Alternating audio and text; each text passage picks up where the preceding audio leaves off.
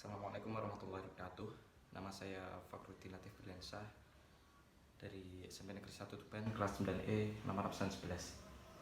Di sini saya akan mempresentasikan tentang peperangan yang terjadi di Semarang dan Pelagan Ambarawa. Pertempuran Semarang. Pertempuran 5 hari di Semarang dikenal dengan istilah pertempuran Limang Dino dalam bahasa Jawa. Adalah serangkaian pertemuan yang berlangsung antara rakyat Indonesia dan tentara Jepang. Pertempuran yang menjadi bagian dari sejarah kota Semarang ini terjadi pada tanggal 15 sampai 19 Oktober 1945. Waktu itu adalah masa transisi kekuasaan dari Jepang ke Belanda, dan seharusnya kekuasaan Jepang di Indonesia sudah berakhir.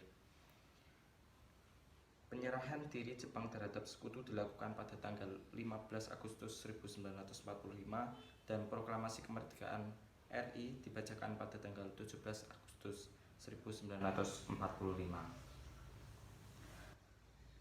Penyebab peristiwa 5 hari di Semarang. Kericuan penyitaan senjata Jepang. Di beberapa wilayah, pelucutan senjata tentara Jepang dapat dilakukan tanpa kekerasan, namun di Semarang justru terjadi kekacauan. Kido Butai, pusat ketentaraan Jepang di Tenggalah, Semarang, curiga bahwa senjata-senjata tersebut tidak akan digunakan untuk melawan Jepang. Kecurigaan itu tetap ada walaupun Mr. Wongsonegoro telah menjaminnya sebagai gubernur. Isu racun pada air minum. Tersebar kabar bahwa tentara Jepang sudah meracuni sumber air minum tersebut yang membuat rakyat gelisah. Kala itu, cadangan air di Candi Desa Wungkal tersebut adalah satu-satunya sumber air di Semarang. Gugurnya Dr. Karyadi. Setelah berita mengenai racun tersiar, Dr. Karyadi sebagai kepala laboratorium Rumah Sakit Purwosari hendak memastikan kabar tersebut. Ia pergi ke sana dalam situasi yang sangat berbahaya karena waktu itu tentara Jepang telah menyerang berbagai lokasi, termasuk rute menuju reservoir. Dr. G. Sunarti, istrinya, mencoba mencegah namun tidak berhasil. Mobil Dr. Karyadi dicegat oleh tentara Jepang dalam perjalanan menuju reservoir di Jalan Pandanaran. Dr. Karyadi ditembak bersama supirnya, seorang tentara pelajar. Ryu dibawa ke rumah sakit sekitar pukul 11.30, tetapi nyawanya tidak dapat diselamatkan. Dr. Karyadi gugur pada usia 40 tahun lebih 1 bulan. Pada 1 Maret 1942, tentara Jepang mendarat di Pulau Jawa, dan tujuan hari kemudian, tepatnya 8 Maret, pemerintah kolonial Belanda menyerah tanpa syarat kepada Jepang. Sejak itu, Indonesia diduduki oleh Jepang. 3 tahun kemudian, Jepang menyerah tanpa syarat kepada sekutu setelah dijatuhkannya bom atom oleh Amerika Serikat di Hiroshima dan Nagasaki. Peristiwa itu terjadi pada 6 dan 9 Agustus 1945. Mengisi kekosongan tersebut, Indonesia kemudian memproklamirkan kemerdekaannya pada 17 Agustus 1945. Hal pertama yang menyulut kemarahan para pemuda Indonesia adalah ketika pemuda Indonesia memindahkan tawanan Jepang dari Cepiring ke Bulu, dan di tengah jalan mereka kabur dan bergabung dengan pasukan Kido Butai di bawah pimpinan Jenderal Nakamura. Kido Butai terkenal sebagai pasukan yang paling berani, dan untuk maksud mencari perlindungan, mereka bergabung bersama pasukan Kido Butai di Jatigaleh. Setelah kaburnya tawanan Jepang, pada Minggu 14 Oktober 1945 pukul 6.30 waktu Indonesia Barat, pemuda-pemuda rumah sakit mendapat instruksi untuk mencegat dan memeriksa mobil Jepang yang lewat di depan rumah sakit Purwosari. Mereka menyita sedan milik Kempetai dan merampas senjata mereka. Sore harinya, para pemuda ikut aktif mencari istri tentara Jepang dan kemudian menjebloskannya ke penjara Bulu. Sekitar pukul 6 waktu Indonesia Barat, pasukan Jepang bersenjata lengkap melancarkan serangan mendadak sekaligus melucuti 8 anggota polisi istimewa yang waktu itu sedang menjaga sumber air minum bagi warga kota Semarang, Reservoir Siranda di Kandilama. Kedelapan anggota polisi istimewa tersebut disiksa dan dibawa ke markas Kidoy Butai di Jatingaleh. Sore itu tersiar kabar tentara Jepang menebarkan racun ke dalam reservoir itu. Rakyat pun menjadi gelisah. Cadangan air di Candi, Desa Wungkal, waktu itu adalah satu-satunya sumber mata air di kota Semarang. Sebagai kepala rumah sakit Purusara, sekarang RSUP Dr. Karyati, Dr. Karyati berniat memastikan kabar tersebut. Selepas maghrib, ada telepon dari pimpinan rumah sakit Purusara yang memberitahukan agar Dr. Karyati, kepala laboratorium Purusara, segera memeriksa reservoir Siranda karena berita Jepang menebarkan racun itu. Dr. Karyati kemudian dengan cepat memutuskan harus segera pergi ke sana. Suasana yang berbahaya karena tentara Jepang telah melakukan serangan di beberapa tempat termasuk di jalan menuju ke reservoir Siranda. Istri Dr. Karyati, Dr. Sunarti, mencoba mencegah suaminya pergi mengingat keadaan yang sangat genting itu. Namun Dr. Karyati berpendapat lain. Ia harus menyelidiki kebenaran desus-desus itu karena menyangkut nyawa ribuan warga Semarang. Akhirnya, Dr. Sunarti tidak bisa berbuat apa-apa. Ternyata dalam perjalanan menuju reservoir Siranda itu, mobil yang ditumpangi Dr. Karyati dicegat tentara Jepang di Jalan Pandanaran. Bersama tentara Jepang tersebut, Dr. Karyati ditembak mati dan beserta supirnya. Ia sempat dibawa ke rumah sakit sekitar pukul 11.30 waktu Indonesia Barat. Ketika tiba di kamar bedah, keadaan Dr. Karyati sudah sangat gawat. Nyawa dokter muda itu tidak dapat diselamatkan. Ia gugur dalam usia 40 tahun lebih 1 bulan. Monumen Tugu Muda. Untuk memperingati pertempuran 5 hari di Semarang, dibangun Tugu Muda sebagai monumen peringatan. Tugu Muda ini dibangun pada tanggal 10 November 1950. Diresmikan oleh Presiden Insinyur Soekarno pada tanggal 20 Mei 1953. Bangunan ini terletak di kawasan yang banyak merekam peristiwa penting selama 5 hari pertempuran di Semarang, yaitu di pertemuan antara Jalan Pemuda, Jalan Imam Bonjol, Jalan Dr. Sutomo, dan Jalan Pandanaran dengan Lawang Sewu. Selain pembangunan Tugu Muda, nama Dr. Karyati diabadikan sebagai nama salah satu rumah sakit di Semarang. Yang selanjutnya, Pelagan Ambarawa. Pelagan Ambarawa atau Pertempuran Ambarawa merupakan salah satu peristiwa pertempuran penting dalam rangka mempertahankan kemerdekaan Indonesia. Pertempuran yang melibatkan pasukan Tentara Keamanan Rakyat atau TKR dan pemuda Indonesia melawan pasukan Inggris ini berlangsung mulai tanggal 20 November dan berakhir pada tanggal 15 Desember 1945. Pasukan Inggris mencoba untuk menduduki daerah Jawa Tengah dengan memanfaatkan tawanan yang mereka persenjatai. Pertempuran Ambarawa sendiri meninggalkan catatan historis penting tentang kegigihan perjuangan Indonesia dalam menghadapi gempuran sekutu yang ingin merenggut kembali hak kemerdekaan NKRI. Oleh karena itu, di pembahasan kali ini penulis akan memaparkan kronologi terjadinya Pelagan Ambarawa. Terjadinya pertempuran di Ambarawa. Peristiwa Ambarawa ini pada awalnya dilatar belakangi oleh mendaratnya pasukan Inggris dari Divisi India ke-23 di kota Semarang pada tanggal 20 Oktober 1945. pemerintah Indonesia memperkenankan sekutu untuk mengurus tawanan perang yang saat itu berada di penjara Magelang dan Ambarawa. Kedatangan pasukan Inggris yang kemudian diikuti oleh pasukan NICA atau Netherlands in the Civil Administration, sekutu lalu mempersenjatai para bekas tawanan perang Eropa tersebut, sehingga pada tanggal 26 Oktober 1945 terjadilah sebuah insiden di kota Magelang. Dan kemudian sampai pada puncaknya terjadi pertempuran antara pasukan TKR melawan pasukan sekutu Inggris.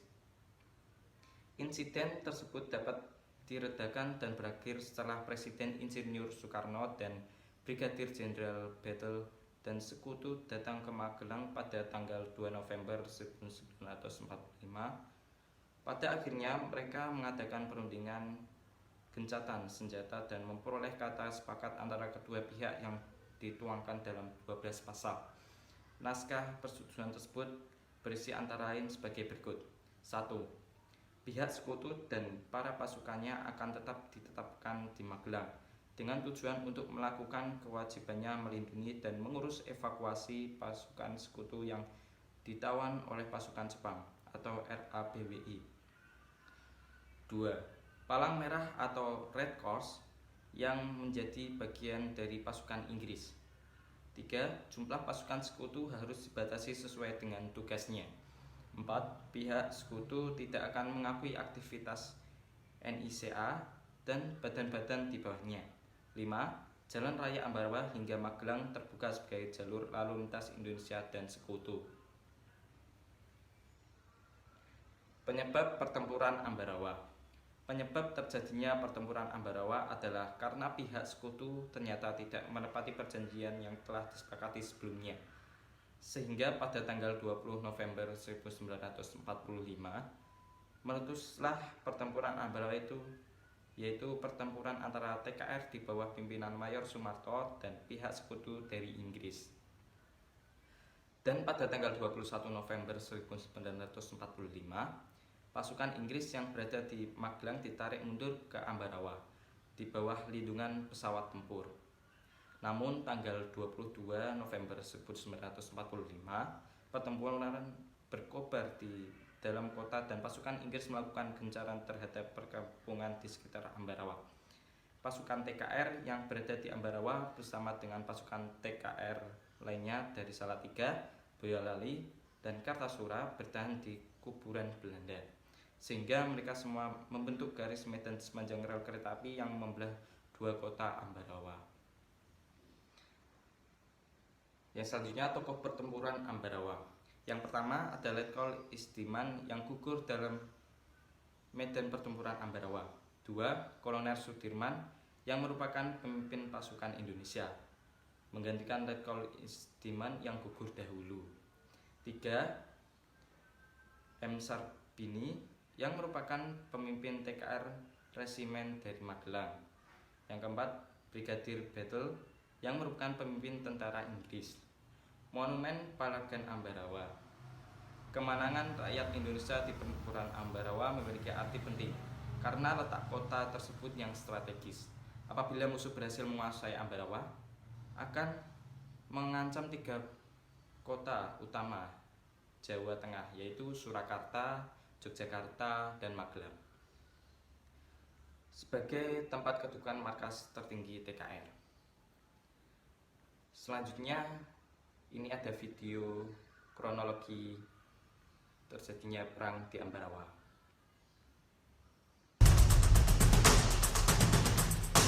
Pasca terjadi di Surabaya, pertempuran hebat juga pecah di Jawa Tengah, tepatnya di Ambarawa. Tanggal 26 November 1945, di sektor selatan Ambarawa, berlangsung serah terima pertempuran dari Mayor Imam Androgi kepada Letnan Kolonel Isdiman. Naas tak bisa dielakkan. Ketika acara berlangsung, sebuah pesawat cocor merah melintas dan menembaki para pejuang. Letnan Kolonel Isdiman menjadi korban dalam peristiwa tersebut. Ia akhirnya gugur setelah dirawat selama sehari. Inilah yang menyebabkan marahnya Panglima Divisi 5 Purwokerto, Kolonel Sudirman. Sang kolonel pun berniat turun langsung memimpin operasi pembebasan Ambarawa dari pihak sekutu. Di mana kita kenal ada Kolonel Sudirman, Panglima Divisi 5 Banyumas. Itu memiliki kurang lebih pasukan dengan 5.000 pucuk senjata. Itu sudah berhasil merebut sebagian besar senjata-senjata Jepang. Banyak juga yang dengan negosiasi lunak, sehingga mereka menyerahkan sukarela kepada Divisi Sudirman. Sehingga pada waktu itu Sudirman dikenal sebagai Panglima Divisi yang paling lengkap senjatanya. Ada Vickers medium machine gun, senjata Arisaka berbagai model, senjata Lee Enfield, senjata bekas kenil, ya, macam-macam karabin, senjata-senjata Thompson, senjata-senjata lain yang digabung. Waktu itu Sudirman punya kurang lebih 5.000 pucuk senjata. Jadi cukup kuat waktu itu Kolonel Sudirman menghadapi sekutu di Ambarawa. Pasukan sekutu di Ambarawa sudah mempersiapkan diri dengan baik. Ditambah dengan masuknya pasukan dari Magelang. Maka pasukan sekutu akan mempertahankan kota Ambarawa sebagai basis pertahanan mereka. Perang bintang yang terjadi di Ambarawa merupakan cikal bakal runtuhnya supremasi pasukan terhebat Eropa. Mereka harus menelan pil pahit, terusir dari kota Ambarawa dalam pertempuran melawan para pejuang Republik. Perang di Ambarawa merupakan salah satu perang terbesar dalam sejarah mempertahankan kemerdekaan negeri ini. Tak kurang dari 4 divisi dengan puluhan batalion dan resimen terlibat dalam serangan umum yang direncanakan oleh Kolonel Sudirman. Nama-nama besar seperti Mayor Ahmad Yani, Mayor Soeharto, hingga Letnan Kolonel Gatot Subroto juga turut berperan dalam serangan ini. Kolonel Sudirman memutuskan bahwa sekutu harus diusir dari Ambarawa karena mengganggu kedaulatan kita, menimbulkan korban juga, menyerang TKR waktu itu. Sehingga Sudirman mengambil keputusan bahwa sekutu harus diusir keluar dari Ambarawa dengan menggunakan taktik supet urang. Taktik Mangkarayuda namanya di zaman Majapahit. Suatu tata yuda perang yang lama pada waktu itu, di mana pasukan dijapit dari 2 arah, tadi dibiarkan dia lolos dalam satu lubang jarum. Pasukan musuh dikondisikan dalam satu gabungan kekuatan, dengan pasukan kita yang cukup kuat, dengan lapisan-lapisan pasukan cadangannya, dan dia dipaksa keluar dari Ambarawa. Sehingga begitu pada tanggal 12 Desember 1945 jam 04.30 pagi, dimulailah pertempuran itu dengan letusan pertama dari Bren atau tembakan mitralyur. Setelah itu pertempuran terjadi selama 4 hari. Kehadiran sosok Panglima Divisi seperti Kolonel Sudirman menambah kepercayaan diri para pejuang kala itu. Segala keterbatasan peralatan dan senjata seakan tak menjadi halangan dalam memperjuangkan bangsa ini untuk mengusir penjajah. Sudah mendengar ada persiapan yang akan dipimpin Pak Dirman. Komandan-komandan pasukan itu sudah siap siaga semua. Cuma seperti saya CS itu tinggal menunggu komando. Tanggal 12 Desember 1945, tepat pukul 5 pagi waktu Indonesia bagian Barat, adalah waktu yang tercatat dalam sejarah dimulainya Palagan Ambarawa. Pertempurannya juga di Tangsi ini. Gurkha Sekutu juga ngedrap ke Ambarawa, tambah kuat lagi. Belanda itu yang situ ngawur, dia kelimpe, kita berondong, semua nembak. Karena sudah ada komando serangan umum, ini tinggal nunggu saja, mendengar ada satu tembakan. Itu buktinya serangan umum dimulai. Diarahkan satu jurusan jalan besar. Saya sendiri sudah hitung-hitung, hampir saja saya putus asa Pak. Pada waktu Belanda menyerang habis-habisan tuh, kita kan sudah tidak ada kekuatan lagi. Kebetulan Pak Dirman hadir. Nah itu memberi semangat lagi. Ya, hadirnya Pak Dirman yaitu ya, mengadakan persiapan pertempuran serangan umum Capit Idang. Sepanjang hari, pasukan Republik sadar menunggu kesempatan menyerang tentara sekutu silih berganti. Semangat merdeka atau mati dipadukan dengan banyaknya pasukan yang terlibat menjadi modal utama para pejuang Republik dalam palagan Ambarawa. Hingga pada akhirnya, taktik Panglima Sudirman untuk menjepit pasukan sekutu dari berbagai arah memaksa mereka mundur keluar dari Ambarawa. Pada tanggal 15 Desember, sekutu mulai meninggalkan Ambarawa. Gelombang pertama 60 perahu tuh, dan juga banyak korban mereka. Dan pasukan-pasukan yang meninggalkan ini tidak sempat lagi merawat jenazah-jenazah rekan-rekan mereka yang gugur. Karena keberhasilan Kolonel Sudirman inilah beliau diangkat menjadi Panglima TKR pada tanggal 18 Desember 1945.